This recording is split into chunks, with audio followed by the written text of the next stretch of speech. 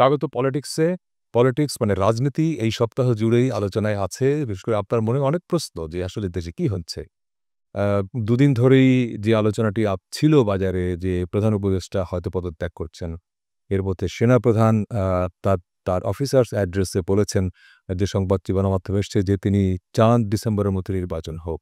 এবং এই ইস্যুতে রাজনৈতিক দলগুলোর মধ্যেও এক ধরনের টানাপোড়েন আমরা দেখছি যে বিএনপির যে অবস্থান, অন্য দলগুলোর অবস্থান আ ঠিক একই রকম নয়। সবকিছু মিলিয়ে আসলে কি হচ্ছে দেশে, কি হতে যাচ্ছে? ডিসেম্বরের মধ্যে নির্বাচন হবে? নাকি প্রধান উপদেষ্টার যে প্রতিশ্রুত সময় ডিসেম্বর থেকে আগামী বছরের জুন, তার মধ্যে নির্বাচন হবে?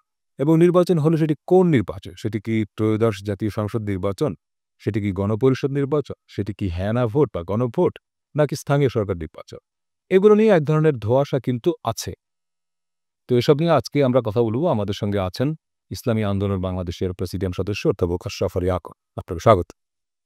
স্বাগত আপনাদের কলাকুশলীদের স্বাগত, দর্শক শ্রোতা আছে তাদেরকে স্বাগত। যে প্রশ্নটা দিয়ে শুরু করলাম এবং মানুষের মধ্যে এই প্রশ্নটা আছে যে আসলে দেশে কি হচ্ছে? আপনার কি মনে হয় কি হচ্ছে? আসলে কি, বিশেষ করে শুধু বাংলাদেশ না, এই বাংলাদেশের মতো যতগুলো দেশ আছে যে এদেরকে বলা হয় থার্ড ওয়ার্ল্ড, তৃতীয় বিশ্বের দেশ, মানে অনুন্নত দেশ, দারিদ্র দেশ, এই দেশগুলার এর উপরে বিদেশি হস্তক্ষেপ, বিশেষ করে আধিপত্যবাদী এবং সাম্রাজ্যবাদীদের হস্তক্ষেপ, এটা একটা চিরাচরিত প্রথা। কোনো কোনো দেশে যেখানে মারাত্মক, সেখানে গৃহযুদ্ধ লাগিয়ে যায়। আফ্রিকার যেমন আফ্রিকার, হ্যাঁ, নাইজেরিয়া, কঙ্গো টঙ্গো, এরকম এই সব জায়গায় লেগে গেছে। এর লাগাইছে কিন্তু ও নাই। ওরা বিদেশি অবশক্তিরা ওখান থেকে তারা কিছু স্বার্থ নিতে চায়। এটা খনিজ সম্পদ। হ্যাঁ, খনিজ সম্পদ থেকে অন্যান্য সম্পদ, ভূরাজনৈতিক অবস্থান থেকে যে তার ইয়ে কি বলে, আ তার ঘাঁটি নির্মাণ থেকে শুরু করে বিভিন্ন ধরনের তারা শাস্তি করে। বাংলাদেশ কিন্তু তার চেয়ে ব্যতিক্রম কিছু না। এই দেশটা একটা সুজলা সুফলা শস্য শ্যামলা দেশ, সোনার দেশ। এখানে অনেক সম্পদ আছে। কিন্তু এইটার উপরে আধিপত্যবাদী এবং সাম্রাজ্যবাদী শক্তির একটা তীক্ষ্ণ নজর এটার প্রতি আছে। এটাকে করায়ত্ত করার জন্যে নানামুখী ষড়যন্ত্র।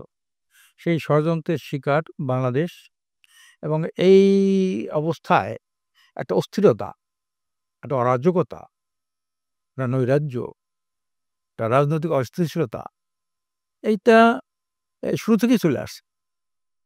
সেই স্বাধীনতার পর থেকে এই ৫৪ বছরে পা দিল। ৫৪ বছরের মধ্যেই এমন একটা সময় পাবেন না যে দেশটা একটা সুস্থ স্বাভাবিকভাবে, শান্তিপূর্ণভাবে, নিরাপদভাবে এই দেশটা কখনো চলছে। কারণ হলো, আমরা দেখি যারা স্বাধীনতার পরে যারা ক্ষমতায় ছিল, এই ক্ষমতাসীন দলগুলাকে বিভিন্ন সাম্রাজ্যবাদী এবং আধিপত্যবাদী শক্তিগুলো তাদের হাতে অস্ত্র হিসেবে ব্যবহার করার অনেক প্রবণতা আমরা দেখতে পাচ্ছি। কেউ কেউ তার ফাঁদে পা দিয়েছে, কেউ আংশিক দিয়েছে। হ্যাঁ, এভাবে কিন্তু আমরা দেখছি তাদেরকে। যার কারণে বাংলাদেশটা কখনো একটা স্থিতিশীল, একটা কাম্যমানের রাষ্ট্র হিসাবে জনগণের কাছে এটা পরিচিতি লাভ করে নাই। আপনি যে বললেন আধিপত্যবাদী বা বিদেশি শক্তির নজর বাংলাদেশের উপরে আছে। তার কারণটা কি? বাংলাদেশ তো ধরেন আয়তনে ছোট একটা দেশ। এখানে যে প্রাকৃতিক সম্পদ যেমন তেল, স্বর্ণ এরকম কিছুও তো নাই। মানে তাদের এখানে নজরটা কেন? এখানে হলো ২ টা বলতে গেলে, একটা পরাশক্তি আর একটা, আরও ২ টাই পরাশক্তি বলা যায়, চীন এবং ভারত। তার মাঝখানে হলো বাংলাদেশের অবস্থান। এই জায়গাটা উভয়েরই প্রয়োজন। ভারতে যেমন সেভেন সিস্টার্সকে যাওয়ার জন্যে, ওইটাকে ঠিকমতো তাদের নিয়ন্ত্রণে রাখার জন্যে, বাংলাদেশের এই ভৌগোলিক অবস্থানগত কারণে, এই ভূরাজনীতিতে অবস্থার কারণে বাংলাদেশে তার প্রয়োজন।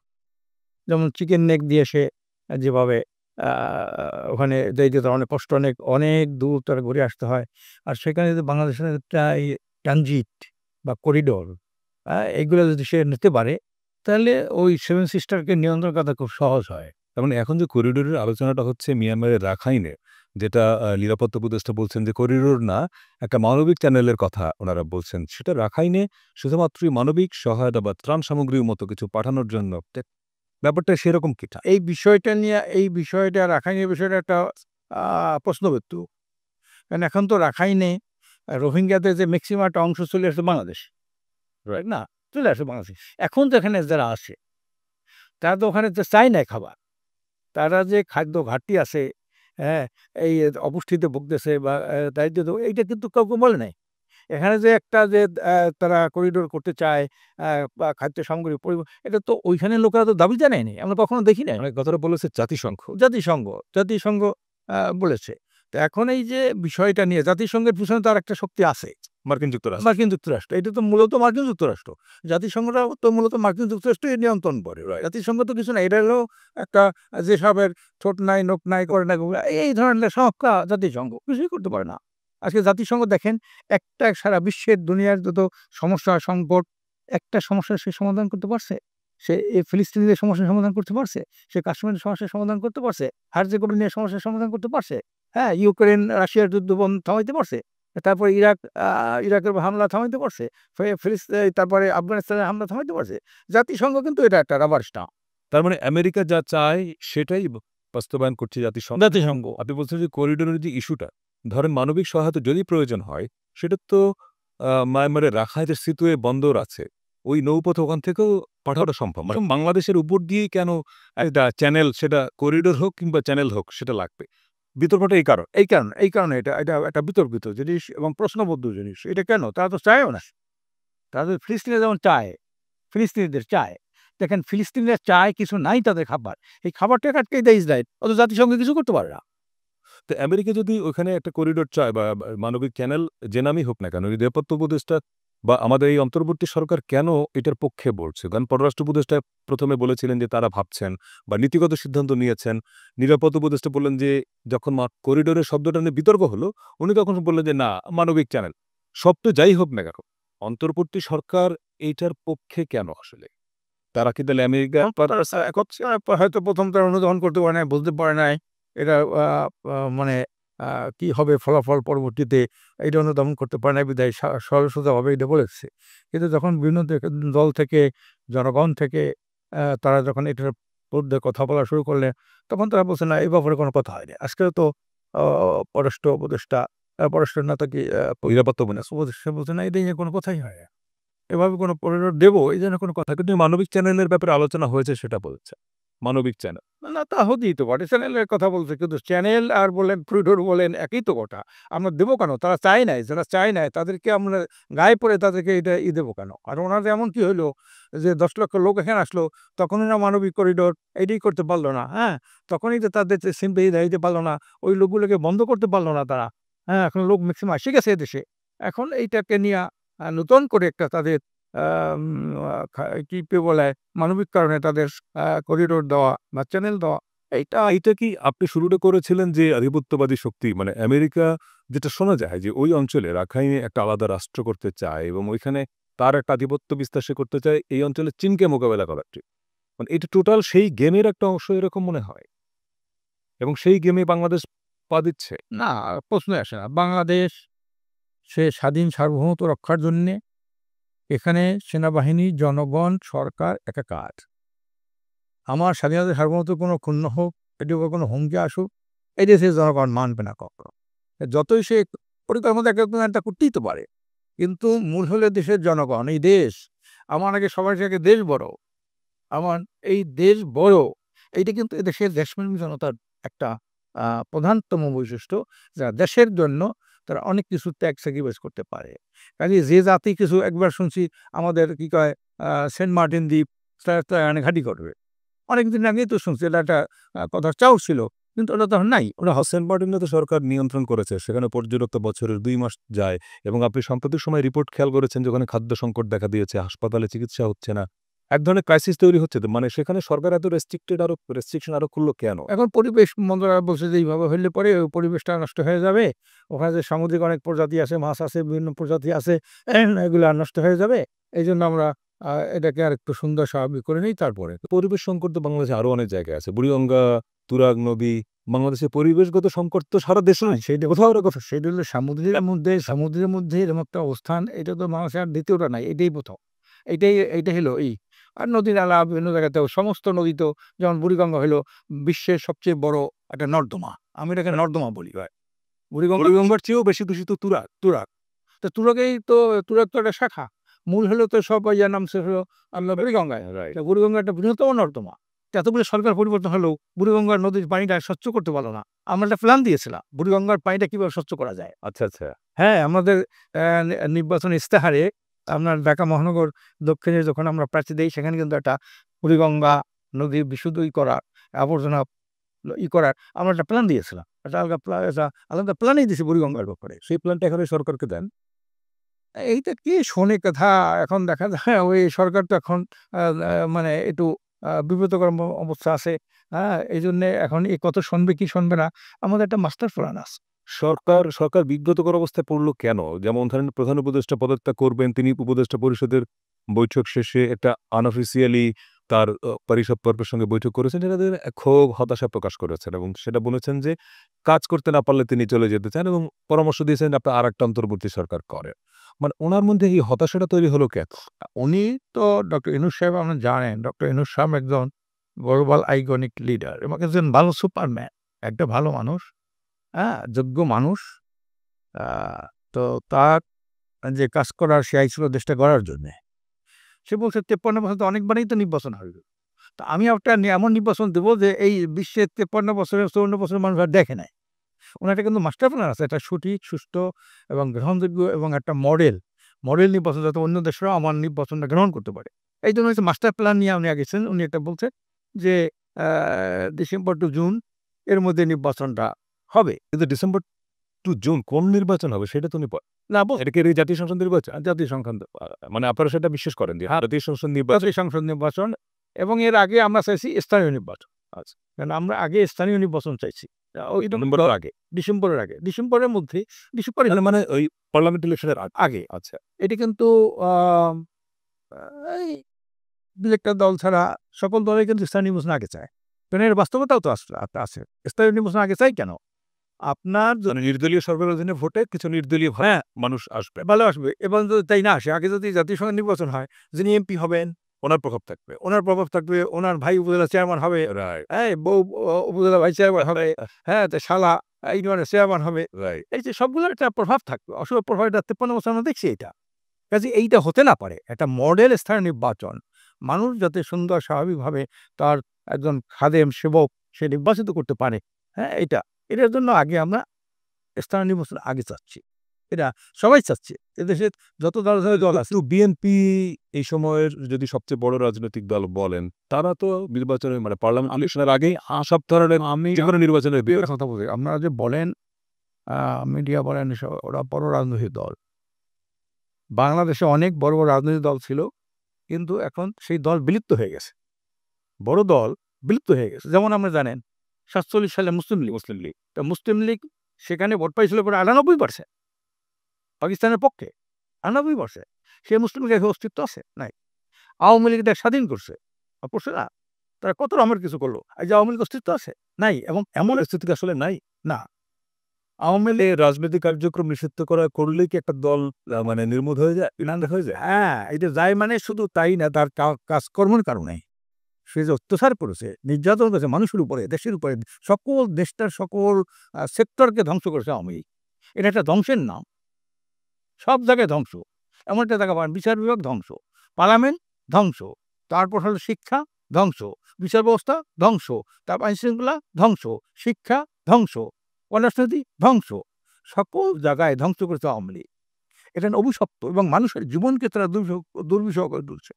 খুন, খারাপি, নির্যাতন, বিরোধী পক্ষের উপর মিথ্যা লক্ষ মিথ্যা মামলা দেওয়া, খুন, গুম করা, গুম। কিন্তু আওয়ামী লীগের গত ১৫ বছরে প্রচুর উন্নয়ন হয়েছে না? না, এই উন্নয়ন যে হয়েছে উন্নয়ন সেইয়া যে উন্নয়ন করছে সব বৈদেশিক টাকায়, এই দেশের জনগণের ট্যাক্সের টাকায়, এই টাকা থেকে বিরাট অংশ তারা চুরি করেছে। তাদের মেগা প্রজেক্ট মেগা চুরি করেছে তারা। যে কাজটা তারা করেছে তার ৩ ভাগের ১ ভাগের টাকা করা যায়। এই যে মনে করেন পদ্মা সেতু, তার ১.৫ গুণ সেতু হলো ভোলা বরিশাল, হ্যাঁ, সেতু অর্ধেক টাকা। সেখানে অর্ধেক টাকা লাগবে।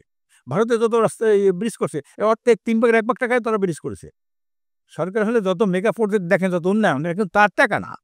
জনগণ সরকারের নিজের টাকা বলে তো কিছু থাকেও। থাকেও না, না? কিন্তু সে এই টাকা থেকে যে বাজেট ছিল তার চেয়ে বেশি বাজেট বাড়াইয়া কাজ ঠিকমতো যখন করতে পারে নাই, তখন সে বাজেট খালি বাড়াই দিয়েছে। এই যেমন ১৫-১৬ কোটি টাকা দিয়া ১৬,০০০ কোটি টাকা দিয়া ৮৫ করলো, ৩০-৩২,০০০ কোটি টাকা সে দেখাইলো, এটা খরচ দেখাইলো। কাজেই আপনি এই উন্নয়ন মনে করবেন না যে উন্নয়নের সত্যিকার তো কোনো উন্নয়ন। আমরা বিদেশি ঋণ কত? এই ঋণটা বাঁধাইছে কে? বিদেশ টাকা আনছে কে? সমস্ত ব্যাংকগুলোকে সে ধ্বংস করে দিল। প্রাইভেট ব্যাংক ধ্বংস করে দিল। কোনো পুঁজি নাই। আপনার ২০ টা ব্যাংকের পুঁজি সব নষ্ট হয়ে ২০ টা ব্যাংকের কোনো পুঁজি নাই। এই পুঁজিগুলো কারা করছে? আওয়ামী লীগের দোসর, আওয়ামী লীগকে যারা ফিন্যান্স করতো, হ্যাঁ, অর্থ দিত, সাহায্য করতো, এই যে অর্থনৈতিক চোরগুলি। ওই যে এরা বলছে না দেবগুড়ি ভট্টাচার্য, এটা চোরতন্ত্র হইছে। বাংলাদেশে এটা চোরতন্ত্র। আওয়ামী লীগ মানে একটা চোরতন্ত্র। তার মানে এই যে কার্যক্রম নিষিদ্ধ হওয়া, অভ্যুত্থানের মধ্যে আওয়ামী লীগের পতন হওয়া, এর মধ্যে দিয়ে আপনি বলতেন যে আওয়ামী লীগ এখন নাই। না, আওয়ামী লীগ নামক যে এটা একটা অভিশপ্ত দল হয়ে গেছে। মীর জাফর, মীর জাফর নামটা আছে না? কিন্তু কেউ কি মীর জাফর নামটা রাখে? আপনি বলেন? মীর জাফর তো নবাব সিরাজউদ্দৌলার সেনাপতি ছিল। এখন সে এমন অপকর্ম করছে মীর জাফর, কেউ এই নামটা আর রাখে না। কিন্তু বিগত দিনের নির্বাচনের যদি আপনি ফলাফল হিসাব করেন, আওয়ামী লীগের ৩০ থেকে ৩৫% ভোটার। ধরেন আগামী নির্বাচনে আওয়ামী লীগ যদি প্রতিদ্বন্দ্বী করতে নাও পারে, এই যে ৩০-৩৫% ভোটার তারা কাকে ভোট দেবে? কারে কি ভোট দেয় না দেয়, আওয়ামী লীগের তো কোনো চরিত্র নাই। এরা কখন কাকে ভোট দেয় এটা আমি জানি না। কারে কোথায় ভোট দেবে তাদের ভোটে কিছু আসেও যায় না। যারা দেশপ্রেমিক না, দেশপ্রেমিক মানুষের ভোটও দেশের উন্নয়নের জন্য হয় না। তারা তাদের দ্বারা সুবিধা লড়বে। আমি তো দেখছি অনেক জায়গায় আওয়ামী লীগের প্রার্থী ছিল না, অন্য দলের প্রার্থী। তারা বলছে আমাকে টাকা দাও। টাকা ছাড়া তো আমরা ভোট দেবো না। যে টাকা দেবে তার পক্ষেই আমরা কাজ করবো। আওয়ামী লীগের যে পার্সেন্টেজ সব টাকাই কেনাবেচা হয় এগুলি। এগুলো সত্যিকারের দেশের জন্য তো এই ভোটারটা আসে নাই। তারা সুবিধা লোটার জন্য, স্বার্থ লোটার জন্যে, এমপির পক্ষে থাকবে নেওয়ার জন্য, টেন্ডার নেওয়ার জন্য, কন্ট্রাক্ট নেওয়ার জন্য, এইসব কাজগুলো তারা করার জন্য এমপির পিছনে তারা করবে। হ্যাঁ? এটার জন্য তারা করবে। আপনি আওয়ামী লীগের প্রসঙ্গে ছিলেন, আমি বড় দল বলছিলাম বিএনপিকে। বিএনপি এইটা কোনো স্থায়িত্ব নাই। মুসলিম লীগের কোনো স্থায়িত্ব নাই, আওয়ামী লীগের স্থায়িত্ব নাই, জাতীয় পার্টির কোনো বড় দল ছিল তার স্থায়িত্ব নাই। বিএনপি দাবি করে তার ৫ই আগস্টের পর থেকে অদ্যাবধি তার জনমত অর্ধেকে চলে গেছে। সেটা আপনি কি করে বলবেন? না, এটা কোনো পরিসংখ্যান? হ্যাঁ, পরিসংখ্যান আছে। আপনি আপনি আপনি একটা পাইলট স্কিম করে একটা এলাকায় জরিপ নেন। একটা এলাকায় জরিপ নেন। একটা ইউনিয়নের জরিপ নেন আপনি। এই একটা জরিপ নিয়ে দেখেন যে আগে যা ছিল ৫ তারিখের আগে বা ৫ তারিখের এই ৩ দিন ৫, ৭, ১০, ২০ তারিখ পর্যন্ত এখন কি আছে তার? এখন যেভাবে তারা লুটতরাজ, হ্যাঁ, চাঁদাবাজি করতেছে, দখলবাজি করতেছে, হ্যাঁ, মানুষের জীবনকে দুর্বিষহ করতেছে তারা। এবং সাধারণ মানুষ বলছে যে আওয়ামী লীগ যা করে তার চেয়ে বেশি করতেছে এখন বিএনপি। তার মানে নির্বাচন যদি ডিসেম্বর থেকে জুনের মধ্যে হয়, সেই নির্বাচনে বিএনপি ক্ষমতায় আসবে না। এইটা আমরা বলতে পারব না। আসবে কি আসবে না? লক্ষণে তা বলে না। লক্ষণে তা বলে না। জনমত যদি আগে চেয়ে জনগণ অনেক সচেতন, হ্যাঁ, অনেক সচেতন, অনেক বুঝবান, হ্যাঁ, তারা বুঝতেছে, চিনতেছে তারা। কাজেই এইটা আওয়ামী লীগ জনগণ যদি তাদের থেকে মুখ ফিরিয়ে নেয়, যেমন মুসলিমদের থেকে মুখ ফিরিয়ে নিয়েছে, আওয়ামী লীগ থেকে নিয়েছে, জাতীয় পার্টি থেকে নিয়েছে, এভাবে তাদের এই কর্মকাণ্ডটা তাদের তো আরো সহনশীল হওয়া দরকার ছিল। আরো জনগণের কল্যাণে তাদের দল কাজ করা দরকার ছিল। আজকে দেখেন না একটা তাদের বের হইছে ওই যে কি বলে টেলিফোন যে ১৭ বছর খাইনি আন খাবো। এখন এগুলো তো ধরেন তৃণমূলের, এইটা তো পার্টির স্ট্যান্ড তো নিশ্চয়ই এটা না। না, পার্টি স্ট্যান্ডটা কি করে? পার্টি স্ট্যান্ড যদি ঠিকমতো থাকে এত কিভাবে করে? নিজেরা মনে করেন নিজেরাই না যুদ্ধ করে স্বার্থের জন্য প্রায় ৪০০ জন মারা গেল। এটা স্ট্যান্ড না দেখি। তারা শুধু এতটুকু করে বহিষ্কার করে। দল থেকে বহিষ্কার করলে কি? টাকা তো সে কামাই নিল। টাকা তো চুরি করে রাখলো সে।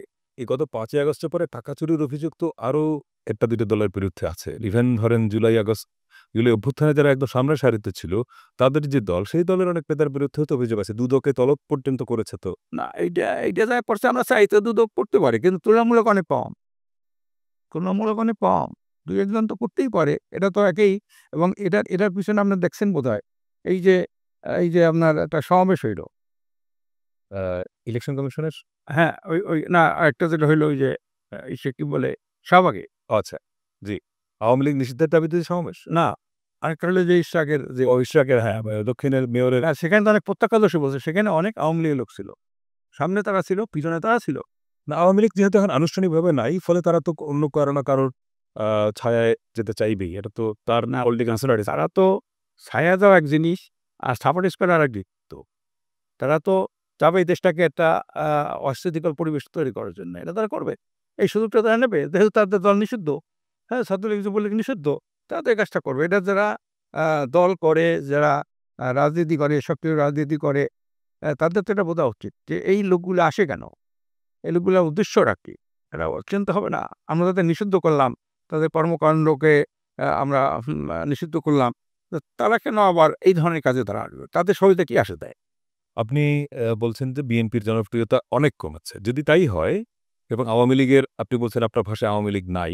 তাহলে দেশের প্রধান দুটি দল হিসেবে মানুষ যাদেরকে চেনে এই দুটি দলই যদি আগামীতে মানুষ ভোট না দেয় তাহলে সরকার গঠন করবে আপনার একটা মৌলিক পরিবর্তনের জন্য এই 5ই আগস্ট ঘটাইছি। শুধু একটা ভোট দিমু আর আমি ক্ষমতায় যাবো তাই জন্য না। হ্যাঁ, বঙ্গবন্ধু এটা বলেছিলেন যে আমি চোরের খনি সেই চোর থেকেই তো যে রাজনীতি শুরু হলো। সেই চোরেরাই তো আওয়ামী লীগ চাই বসছিল। তাদের সাপোর্ট নিয়েই তো আওয়ামী লীগ নিয়েই তো আপনার বিএনপি হইল। আওয়ামী লীগ লোকজন বিএনপি ছিল না? এই মওদুদ আহমদ কি করতেন আগে?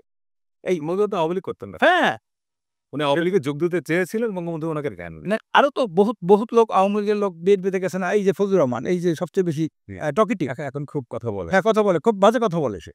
সে আওয়ামী লীগের না, ছাত্রলীগের বাজে কথা বলে হতো মুক্তিযুদ্ধের পক্ষে কথা বলে। না, মুক্তিযুদ্ধের পক্ষে যারা মুক্তিযোদ্ধা তারা এইভাবে কথা বলে না। এইভাবে ইসলামের বিরুদ্ধে তারা কথা বলে না। আলেম ওলামার বিরুদ্ধে কথা বলে সে। সে দেখে না তার ফাউল টক, তার ফাউল টক এবং আলেমদের মধ্যে বলছে যে ওনার জানাজা পড়াবে না কেউ। এ পর্যন্ত সে বলছে এই সে ফাউল কথা বলেছে। এই ধরনের একজন মুক্তিযোদ্ধা যারা মানুষের মুক্তির জন্য কাজ করে, আর ইসলাম হলো মানুষের মুক্তির একমাত্র পথ। একমাত্র পথ। মুক্তির পথ হলো ইসলাম। সেইটা বুদ্ধনি কথা বলে। কাজে এইটা তো কোনো ফাউল পকেটে। এখন যেটা হলো যে তার মানে আপনি বা আপনার দল এই বিষয়ে কনফিডেন্ট যে আগামীতে বাংলাদেশে ইসলামী দলগুলো মিলে একটা সরকার গঠন করবে, ব্যাপারটা এরকম? করার উদ্যোগ তারা ইতিমধ্যে নিচ্ছে, আরও নেবে। হ্যাঁ, এবং সরকার গঠন করতে পারবে কি পারবে না সেটা পরে কথা হোক, কিন্তু তারা উদ্যোগ নিচ্ছে এইবার যে আগামীতে দেশের সামগ্রিক উন্নয়নের জন্যে, হ্যাঁ, মানুষের কল্যাণের জন্যে, ফেসিবাদ মুক্ত একটা দুর্নীতি দুঃশাসন মুক্ত একটা কল্যাণ রাষ্ট্র প্রতিষ্ঠার জন্যে ইসলামী দলগুলা এক প্ল্যাটফর্মে এসে তারা এই নির্বাচন করবেন এবং আগামীতে নির্বাচনে একটা ভালো ফলাফল যদি জনগণকে আমরা বুঝিয়ে পারি, জনগণের একটা পক্ষে যদি রায় দেয়, তো এই দলগুলো এক ক্ষমতা সরকার গঠন করবে। সেক্ষেত্রে প্রধান প্রতিদ্বন্দ্বী, প্রধান প্রতিপক্ষ হচ্ছে বিএনপি। তো বিএনপিকে আপনারা মোকাবেলা করবেন কিভাবে? না, এটা আমরা তো মোকাবেলা করবো না। আমরা আমাদের কথা বলবো, জনগণ মোকাবেলা করবে। জনগণ জানাবে তাদের। জনগণ যেমন মুসলিম লীগে নো বলছে, জাতীয় পার্টি নো বলছে, আওয়ামী লীগে নো বলছে, এভাবে তারা যদি আওয়ামী লীগকে নো বলার তো এখনো সুযোগ আসে নাই, কারণ আওয়ামী লীগ তো এবার তো ভোট করতেই পারবে না, সে নো বলবে কি করে? না মানে ভোটের মাঠে থাকবে না। বলে দিছে তো, নো বলিয়ে দিছে না জনগণ, এবং জনগণের শতভূত সারার বিনিময়ে তো আওয়ামী লীগ নিষিদ্ধ হলো এবং হাসিনা পলাই গেল জনরোষের মধ্যে। তো জনরোষের কারণে হাসিনা পলাই গেল, জনরোষের মধ্যেই কিন্তু আওয়ামী লীগ নিষিদ্ধ হলো।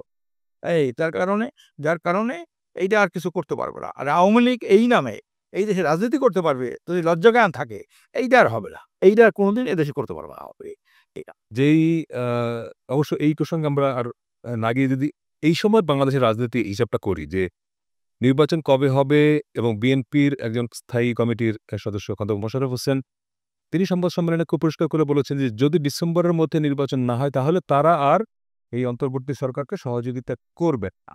এই কথাই কোনো গণতান্ত্রিক কথা? এই যে কোনো গণতান্ত্রিক দল এই কথা বলতে পারে যারা গণতন্ত্রে বিশ্বাস করে?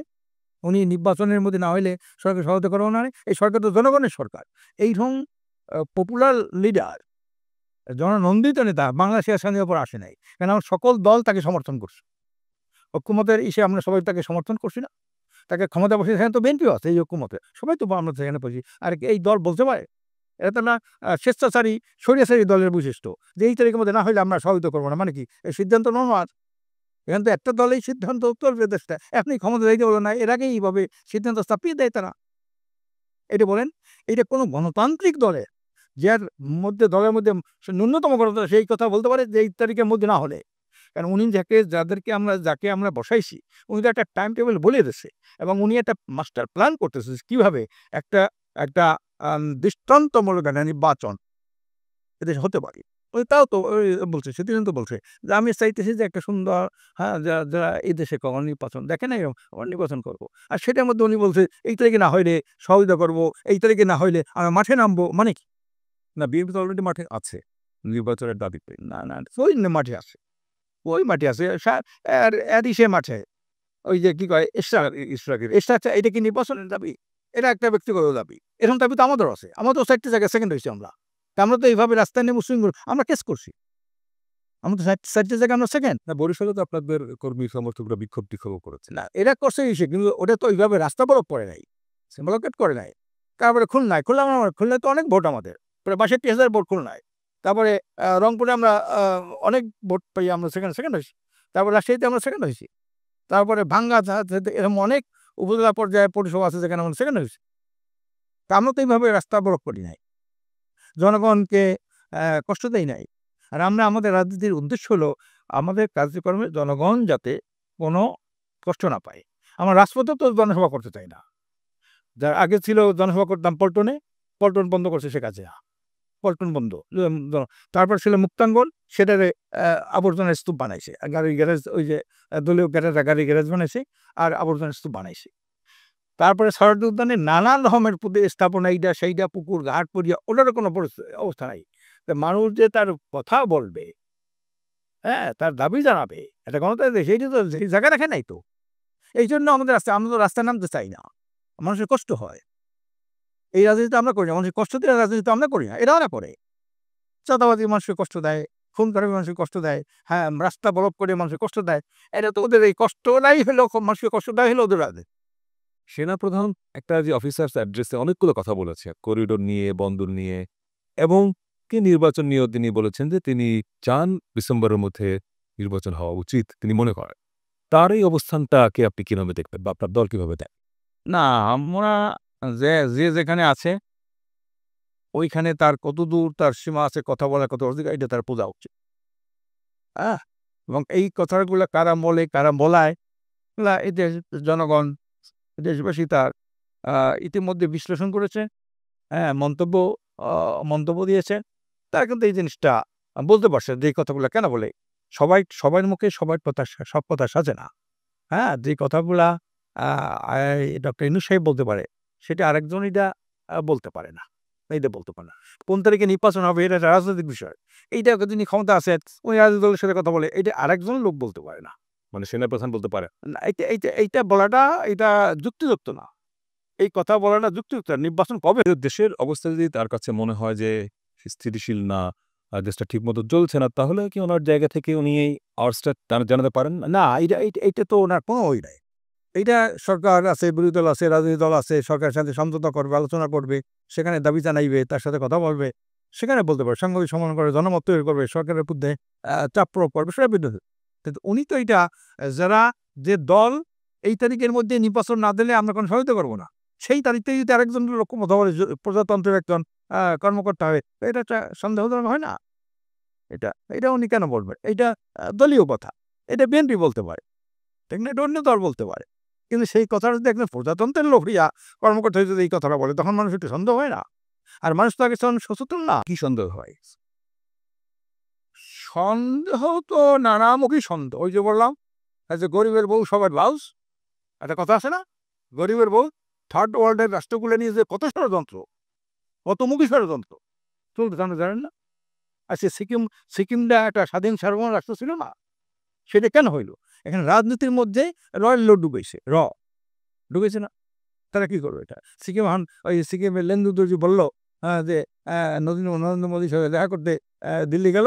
সে বলে, আগে আমি যখন স্বাধীন ছিলাম আমাকে লাল গালির সাথে সম্বর্ধনা দিত ভারতে গেলে, আর আমি 3 দিন মতো অপেক্ষা করতেছি, দেখাই করতে পারি না, ঠিক না? কাজে শেখ হাসিনাকে জ্যোতি বসু চিফ মিনিস্টার বললে কত বড় একটা লজ্জা। আমরা সেকে প্রতিবাদ, হাসিনা শেখ হাসিনা আওয়ামী লীগের সাথে আমাদের ওনাদের টার্মে বলেছে। ওনাদের টার্মে বলবে কেন? ওটা আসছে জ্যোতি বসু শিক্ষিত মানুষ না, উনি বোঝেন না চিফ মিনিস্টার কি আর প্রাইম মিনিস্টার কি? এটা কি শেখ হাসিনা কোনো প্রতিবাদ করছে? না, মনে নাই। আমরা আওয়ামী লীগকে ভারতের সরকার মনে করতাম। এটা কোনো দালাল আমলের সরকার না, সহজেই না, এটা ভারতের সরকার। আমরা পরিষ্কার, আমাদের মোহতারাম আমির পরিষ্কার, মরহুম আমির বলছেন যে আওয়ামী লীগ ভারতের দালাল না, আওয়ামী লীগ ভারতের সরকার।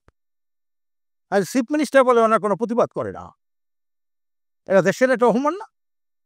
হ্যাঁ, হ্যাঁ, আওয়ামী লীগের সাথে আমাদের সম্পর্ক নাই, কিন্তু এই যে পদটা তো একটা সম্মানের পদ, প্রাইম মিনিস্টার। একটা স্বাধীন সার্বভৌম রাষ্ট্রের প্রধানকে প্রাইম মিনিস্টার বলে, একটা অঙ্গরাজ্যের প্রধানকে চিফ মিনিস্টার বলে। ওনাকে চিফ মিনিস্টার 2 বার বলছে, কিন্তু এটা মানে মুখ্যমন্ত্রী। মুখ্যমন্ত্রী মানে কি? এটা উনি জানে না, এটা বোঝেন না। এখন সাধারণ মানুষের মধ্যেও আপনি খেয়াল করবেন যে দ্রুত একটা নির্বাচনের একটা দাবি কিন্তু আছে।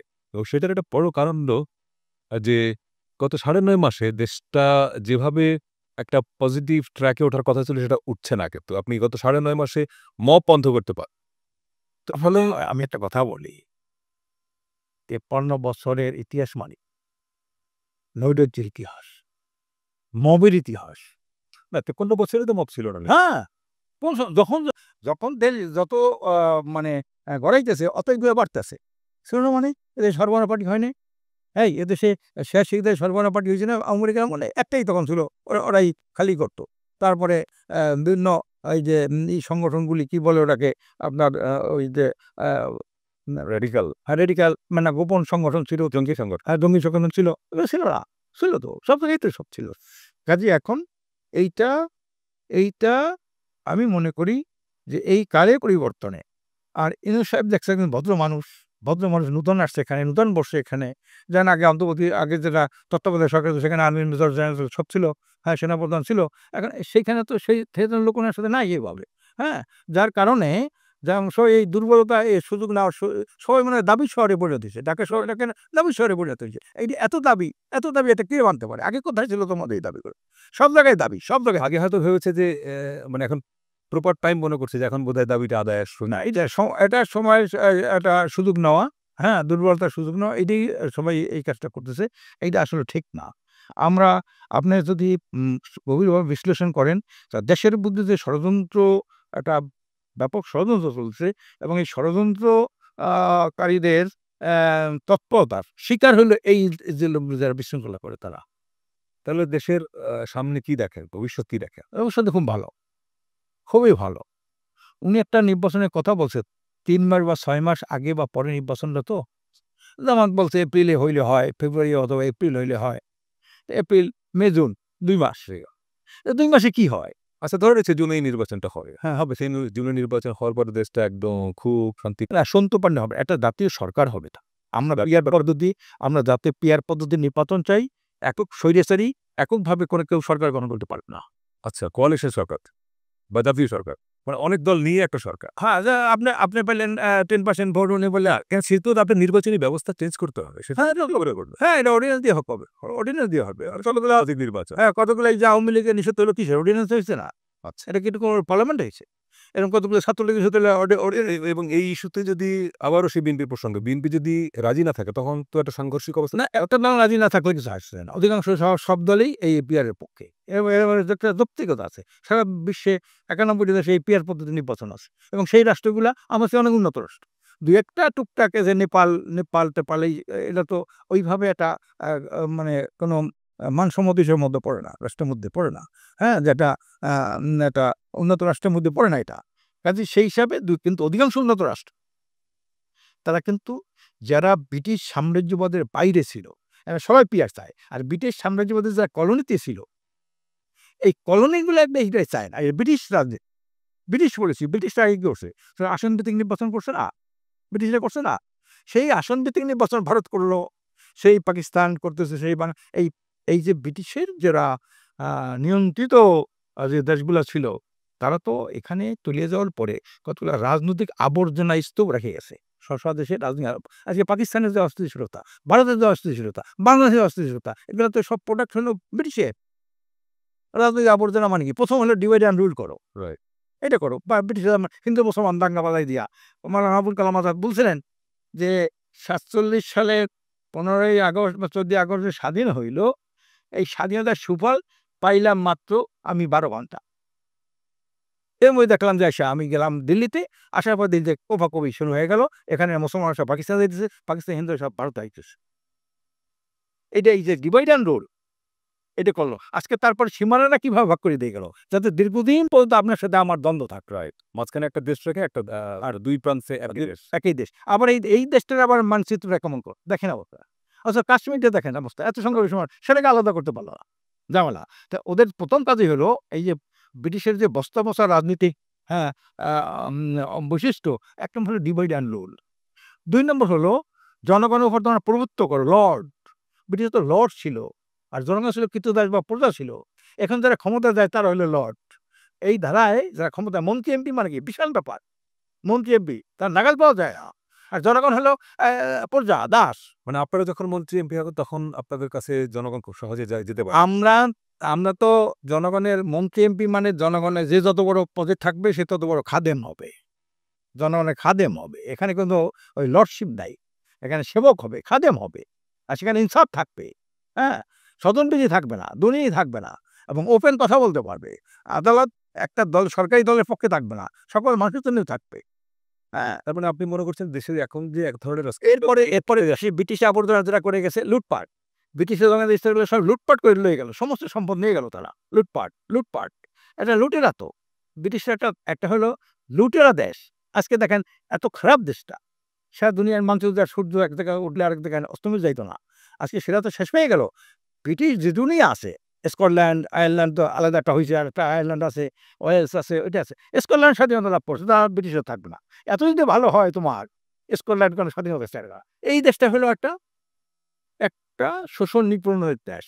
এই ব্রিটিশরা দেখেন। তারপর অনেক সময় তো অনেকদিন পর্যন্ত মহিলাদের ভোটারই ছিল না ওখানে। খ্রিস্টানদের ভোটার ছিল না ব্রিটিশে। বুঝলেন নাই? তাদেরকে মানুষই মনে করতো না, গরিলা মনে করতো তারা। এই যে বস্তা, বস্তা ব্রিটিশ রাজনীতির যে বৈশিষ্ট্যগুলো আমাদের রেখে গেল, এইসব সিস্টেম আপনারা চেঞ্জ করুন। এইটা চেঞ্জ কর।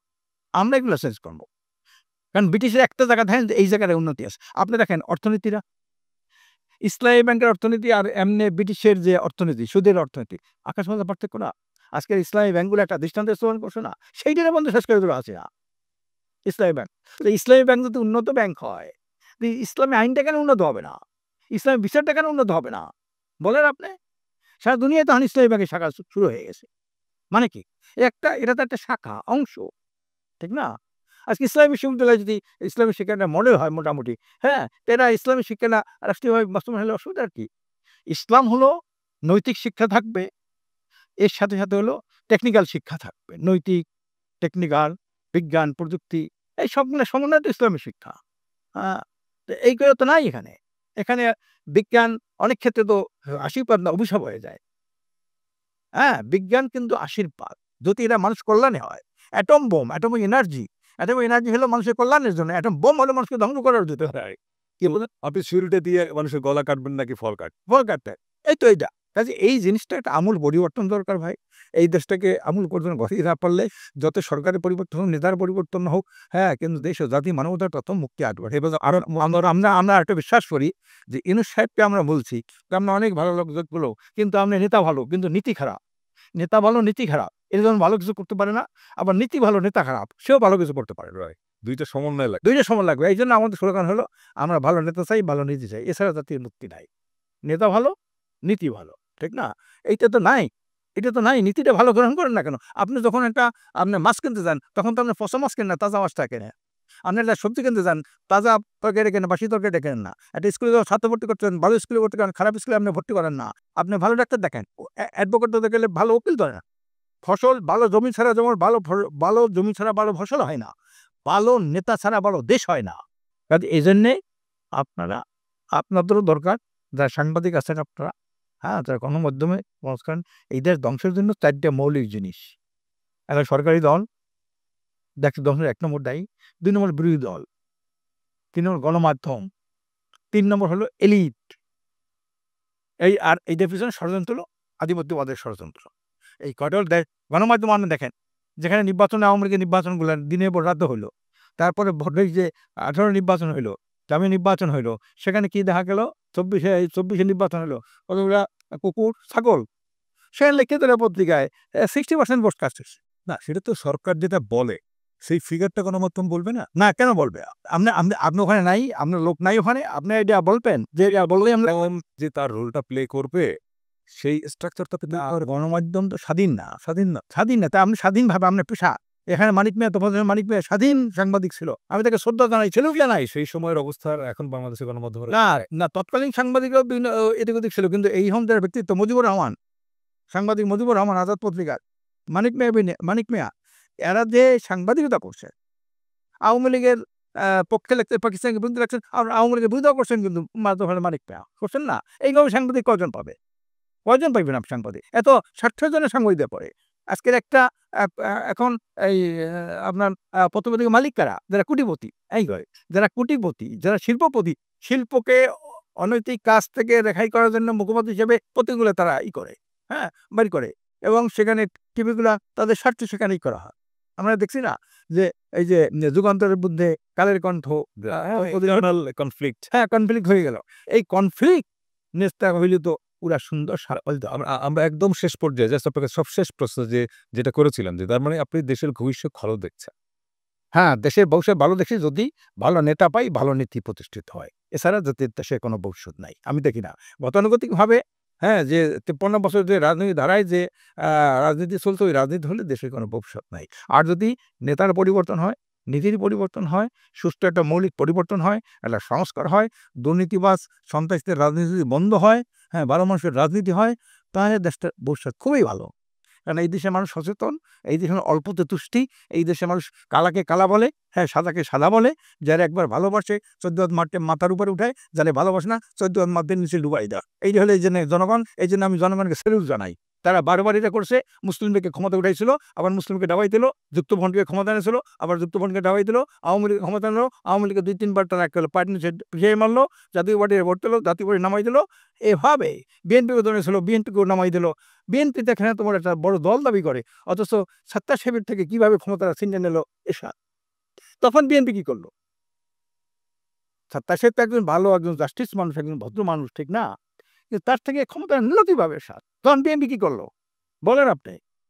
তখন কেন এটা প্রতিবাদ করতে পারলেন না বিএনপি? হ্যাঁ, এই ইতিহাসটা জানা নাই। আর ইতিহাস জানাটা এটি হলো যেমন রোগের হলো নির্ণয়ের পূর্বশর্ত হলো ডায়াগনোসিস করা। আর রাজনীতির পূর্বশর্ত হলো ইতিহাস থেকে পূর্ব থেকে ইতিহাস থেকে শিক্ষা গ্রহণ করা। এটা কি বিএনপি করছিল? বলেন আপনি? কাজে এইজন্যে আমার দেশের এই দেশটা ভালো দেশ। এই দেশটার মানুষ ভালো, ৯২ মানুষ মুসলমান। সত্যিকার তো যে ইসলাম অনুসরণ তার মধ্যে ঢোকানো যায়, প্রবেশ করা যায়, ইসলাম অনুসরণ যদি এই দেশটা চলে, এই দেশটা অনেক সুন্দর হবে, সুবল হবে, সার্থক হবে এবং দেশে একটা সুখী সমৃদ্ধ, দুর্নীতি, সন্ত্রাস, মাদকমুক্ত একটি সুখী সমৃদ্ধ কল্যাণ রাষ্ট্র হবে। জি, আপনাকে অনেক ধন্যবাদ আমাদের আপনাকে অনেক ধন্যবাদ। আপনাকে অনেক ধন্যবাদ।